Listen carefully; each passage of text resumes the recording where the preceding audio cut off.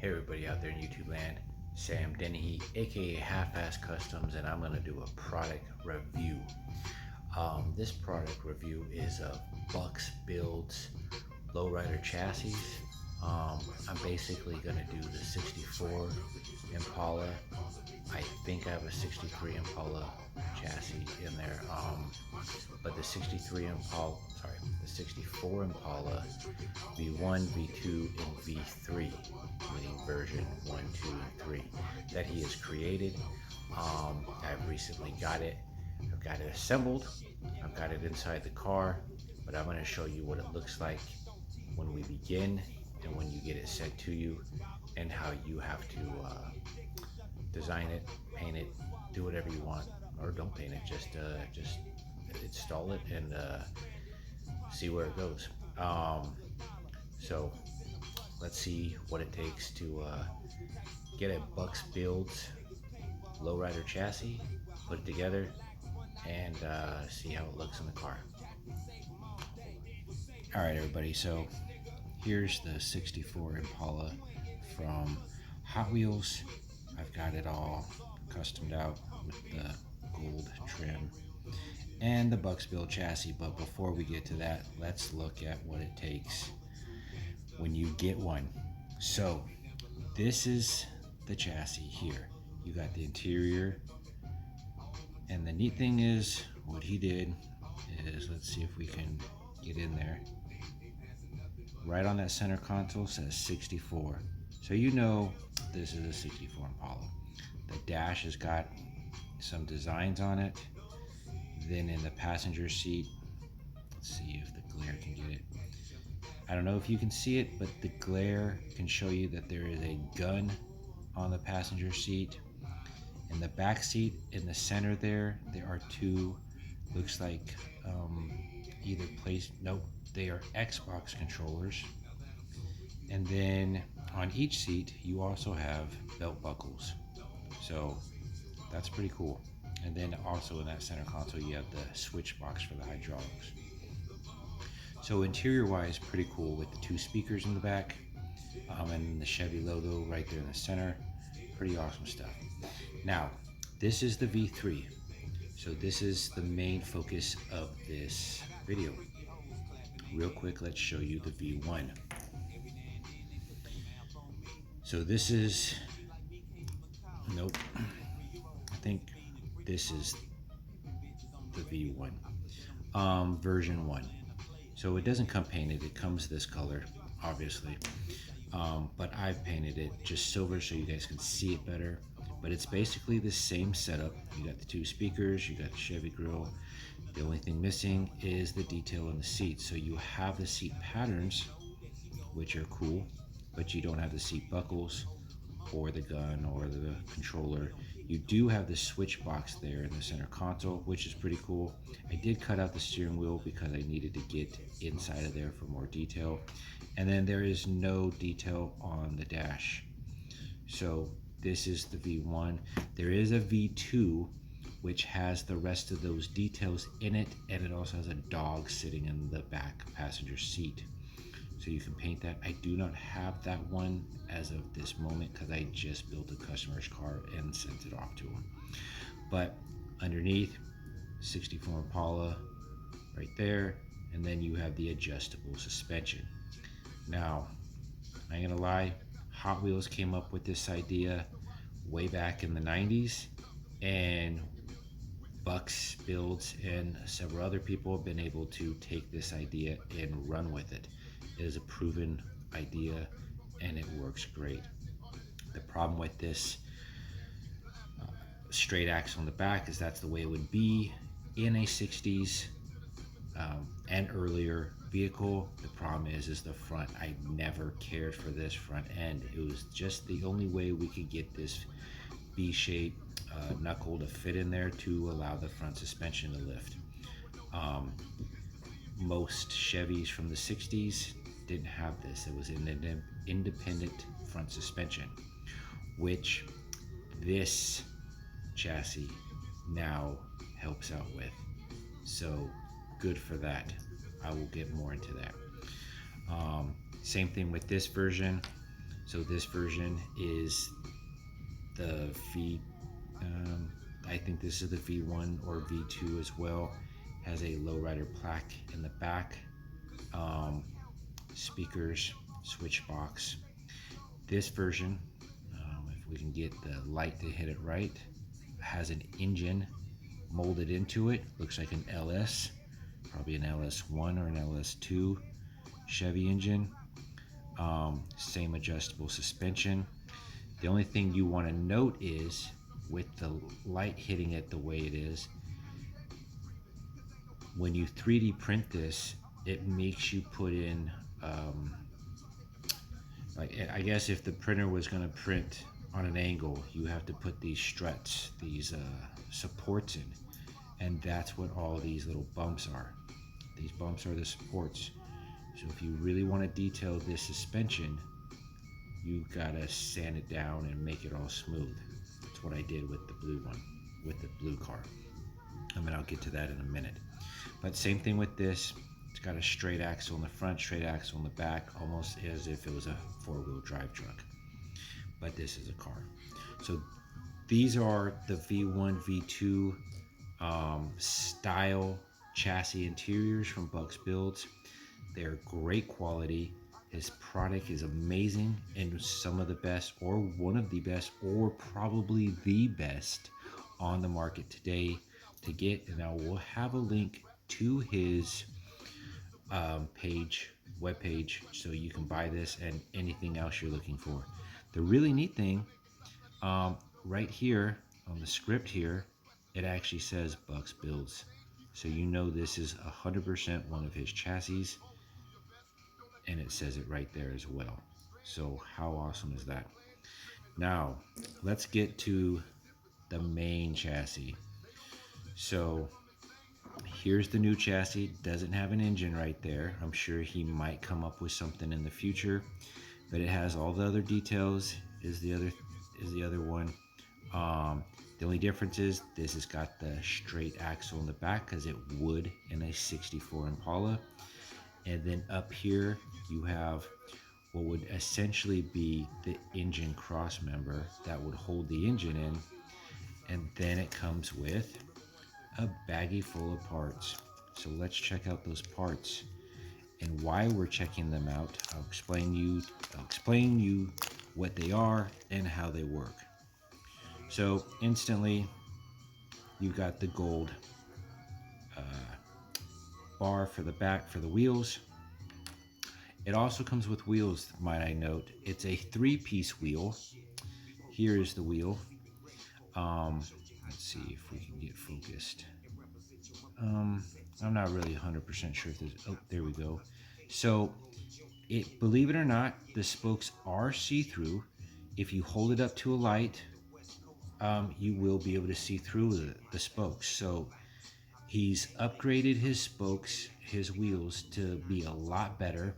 They probably round out to maybe like an 80 spoke lowrider wheel, but you're not going to count all these little spokes anyway, so it doesn't really matter. Comes with a 2 blade spinner, knockoff as they call it in the lowrider world.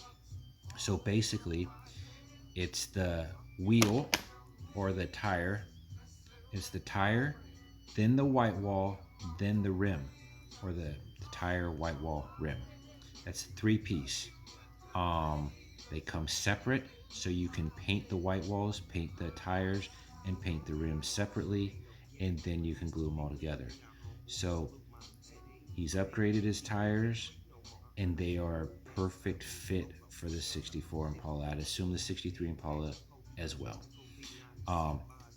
The wheel and tire combination is really cool. And on top of that, because of this chassis being this way, the front suspension axle, or these little pins, they're basically needles. They're smaller in diameter than the gold rod. So on the back of these wheels, he's got a smaller opening for the front wheels, and then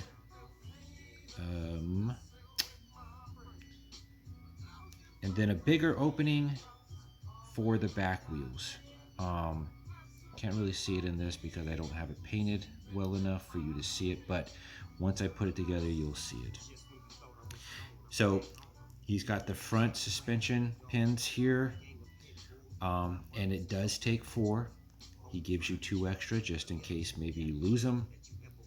He gives you this spring right there, and then 2 front A-arms. The cool thing is the A-arm is smooth on one side and has a pocket. Let me see if I can get the light to focus on this. There you go. So it has a pocket right there, a circle pocket. You might be wondering what that's for, but basically it's for the spring. The spring would kind of fit in there. Now it doesn't sink into this, which is fine. You don't need it to sink into that, and I'll get to that in a minute. But on this chassis, you do have the pockets there. These are deep pockets for this spring to sit in. So it's giving you the impression of a springed front suspension. So that's about, I'd say, a millimeter, 2 millimeters in. And I don't know if you can see with the light, but down here it is a little bit hollow, so you can actually, the light is see-through on the chassis right there. Now I don't think the camera's picking it up, but either way, this does fit into the hole perfectly. So when you cut these, and I'll show you here in a little while, the front suspension is going to work great. But you want to sand all this down so it looks really smooth if you're going to show the underneath of the car. So let's get building. First, I actually want to cut the spring. And I've got my snips right here. And to be honest, I didn't put the springs into this blue car because I built the whole entire chassis first. So what you want to do before you build the whole chassis is cut these springs first. I'm gonna say maybe I'm gonna say maybe here. So that's about a quarter of the spring. If you cut the spring into 3/4, it's a quarter of the spring. Cut it, and I don't know if you want to be exact or perfect, but I'm just trying to do this quick so you all can see. So another half, and now we got 2 springs that are almost, let me see which one is closest to the same size as the other. So it looks like we'll get rid of the middle one and use these 2. These 2 are about the same length. Now, once you paint the chassis and do whatever you want to it, then you can take these springs and put in these holes. And you can glue them in the hole. I think if you glue them, it'll probably be better. But like I said, I'm building this for you guys to see. I maybe take this axle and make it sink into that hole. Then we'll take this other one and do the same thing with.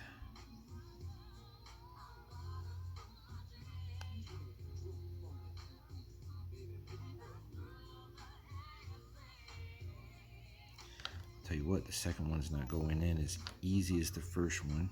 I think I know why, but I don't know. So maybe if you smash it in there and then take this rod and then push it to the side so it grabs one of the rings of the spring and then push it deeper. There we go. So as you can see, springs are in there and they are secure. I mean, unless you pull them out, they're not falling out. So they're in there. They're perfectly fit for this, which Buck did a really good job on figuring out the dimensions. All right, so we got the springs in. What we're gonna do now, the A-arms. These little A-arms right here, they need these pins. And just stuck my thumb with a pin, but The cool thing about the A-arms is you can't see it, but right in the, well, no, maybe, I don't know, right in the center of the A-arm, right here, there is a hole, and it goes to the backside too. So you stick this pin behind the A-arm arms, I guess, right in the center, and have it go straight through like that. Push it all the way in so it's flush with the end here, with the center, and then you can actually just leave it like this. Do the same thing with the other one.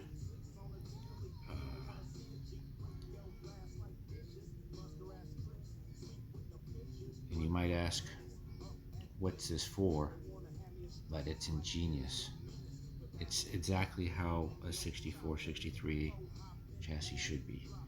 Now we go and stick these A-arms into the chassis where these holes are. Stick it in like so. And it just sits in there, and you take these other pins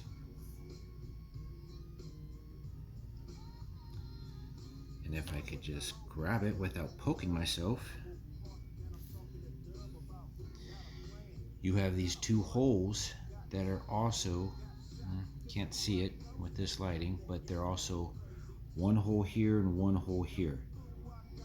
These also go for these pins. The left hole obviously goes in, and what it does, I will say, they do take a little bit of pressure to push in. These holes are meant for this pin to go through and then into the arms, because the A arms also have holes, and it just popped out. So I'm not gonna lie, it does take a little finagling, because I mean it's a very tight fit, and it's meant to be tight so it doesn't fall apart and break. Bucksbuilds did a hell of a job designing this, and I have nothing bad to say about this. Nothing.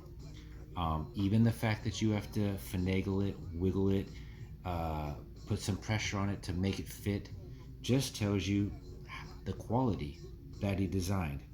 So if you push it all the way in, the pin will sit flush with the chassis. And the neat thing is, you can even see the pin go through all the way. So now the pin's holding this A-arm completely in, and it goes up and down. And with these springs, it has an even cooler look. And the cool thing is, it even sits flush. These pins sit so tight in here, with the A-arm sitting so tight, the springs do nothing for the suspension except look cool. So as long as you cut these springs down a quarter of the length of the spring, it'll be perfect for it to still sit laying low on the ground. So do the same thing with the other side, or the other A-arm. Stick it in, then grab the pin, and put it in the opposite hole. And like I said, you'll have to finagle it, wiggle it a little bit, get it to work, but I got it all the way in.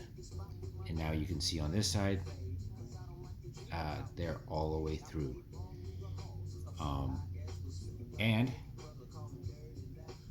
boom, look at that. That's sitting pancaked on the ground, and then this is all the way locked up. And the springs are in, gives it that added extra look. I probably should have did this outside with the sun so you can see this stuff better, but you know, I don't always think before I do, so I'm a man. Um, all locked up. Now the cool thing is, you can see it like this, and then you can push it down, push the rear down, and it sits flat. Or for the most part flat. Um, you can see it like that, that's pretty flat. If you push it down, it's only gonna go flat once the wheels are on here. So what you wanna do with these pins now is cut them down. Now, it would help to know how deep these pins go into the tire or to the back of the wheel. I already have an idea because I already built mine.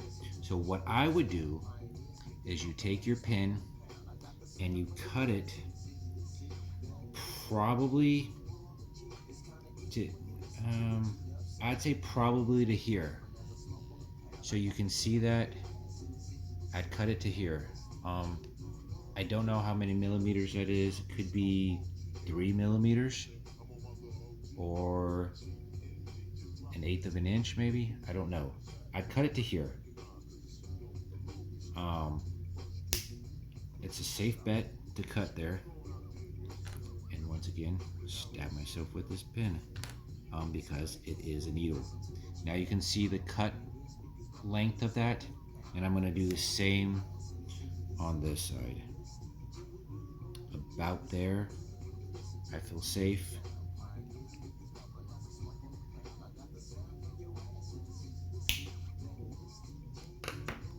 Now both of these are cut. What I did with the completed one was put glue inside of the back of the rim.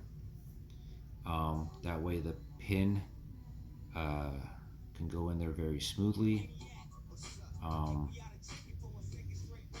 So when you do this, you need something to hold the back of this pin so it stays as far out as you can keep it. Because obviously, because there's such a tight fit, when you put the rim on the pin wants to push back into the AR. Now once the glue's set, it's perfect, you're good to go. And this is why I say put the glue on the back of the rim. If you get the glue inside of the pin hole and not literally on the backing of the nipple part of the rim, then when you shove the pin through the hole, it should only glue the pin into the hole and not the rim to the AR. If you do have too much glue on the back of the rim, on the nipple of the rim, what you want to do is just constantly move this so it doesn't glue the back of the rim or the nipple of the rim to the AR. That is a common thing that a lot of people do, even with these straight axles. They get too much glue on the back of this nipple part and it glues to the back axle. So if you do that, just constantly spin this as it's gluing. That way it doesn't glue too hard or too much to the actual AR or the rear axle for that matter. So as you can see, I got both rims on. Now they're not glued because this is just a demo for you guys to see. The fronts are on. You got to do the same cutting with this rear axle. So you figure, I mean, most of you guys know where to cut with the rear axle, so I'm not really showing you too much. But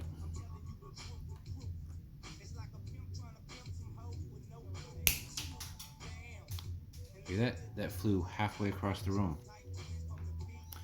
So I'm gonna guess the rear axle should be about this far out for the wheel to be able to go in. So I'm gonna keep it about here. I'm gonna hold it. I'm gonna hold it about here and then cut the other side about the same distance.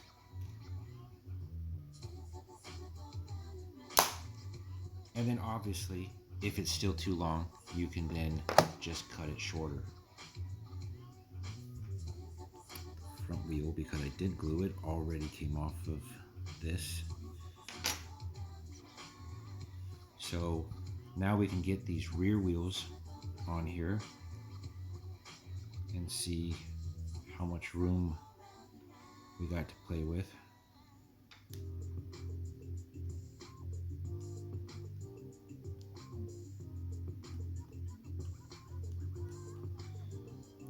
We do have a little bit of play in this. I think, if I'm not mistaken, if I just lift up, if I pull this axle all the way up, I can test fit it here. We'll pull this axle all the way up, and then we'll just test fit it. So that's a pretty tight fit. Sorry, can't see. It's a pretty tight fit, but it fits. So even with this much play, there's perfect fitness within that to where it doesn't rub on each side of the inner fender and it'll still spin freely. So this is the completed chassis of a Bucksbuild. Wow, and everything just fell apart. Of a Bucksbuild V3 64 Impala lowrider chassis. Like I said, there is absolutely nothing to complain about this chassis for. Everything on here is just beyond perfect. I love every bit of this, and we're gonna see what it looks like all dolled up under the blue 6.4. So hold on. All right, here's a 64 Impala Hot Wheels. I replaced all the chrome with gold trim. Replaced the chassis with the Bucksbuild chassis, and replaced the Hot Wheels chassis with the gold bumpers and grill. This paint color didn't come with the bumper and grill gold, so I had to replace that with one that had it. Now for the masterpiece that is Bucksbuilds. You see the awesome looking wheels. You can see through them there. Here's the chassis. So when it's all fixed up, it's pretty detailed. Chrome A-arms, gold cross member for the engine, gold frame with the gold, with the chrome floor pans, and then I used the rear quarter of the Hot Wheels chassis for the back end, chromed out the rear suspension there, and then strangely enough, this cool chassis that Bucksbuild created, you can hardly see here, comes with an actual design on the floor pan. You can only see that if you lighten it up and shave off those struts that he has to create with that. So then I just golded them out, and the neat thing is, in the center of this opening, you got the straight axle, drive shaft, plus these two other, I'm not really sure what they're for, maybe brake lines or something, but it's cool because it's open and you can see the detail. Other than that, that is a completed Bucks chassis build, I guess, with the suspension, and obviously you can lower it. And this is what I was saying about his wheels fit perfect. Some people's wheels sit too high in the wheel well for the front tire, and what happens is the wheel ends up being too big. Laying flat, this pretty much sits exactly the way it should in a 64 Impala for a 13 to 14 inch wheel. I know RPX1, he has a true 13 inch wheel. I would say this is 13 to 14 inch, easy all day, and it's, I would say, like an 80 spoke rim, because it's not as tight as RPX1's, but the cool thing is it has an old school look because they're not as tight rim spokes. So this has essentially, let me see if I can get this one to really show it. Essentially a cross lace. So it's old school 70s, 80s style cross lace rims, which is really hard to get in a 13 to 14 inch rim. But he's figured it out and he pulled it off, and I give him huge props for that. And as you can see my finger through the spoke, so they are 100% see-through wheels, as you can see there. So yeah, man, big props to Bucksbuilds for this unbelievably cool chassis,